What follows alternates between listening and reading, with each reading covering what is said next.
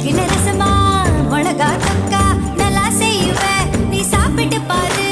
நண்டு வறுக்க தெரியுமா கோழி பொறுக்க தெரியுமா ஆட்டுக்கால நசுக்கி போட்டு சூப்பு வைக்க தெரியுமா ஏன் இடுப்பு ஓரமா இருக்குதையா காரமா கண்டு நீயும் முடிச்சுக்கா எடுத்துக்கையா தாராளமா கல்யாணம் கட்டிக்கிட்டு ஓடி போலாமா இல்ல ஓடி போய் கல்யாணம் கட்டிக்கலாமா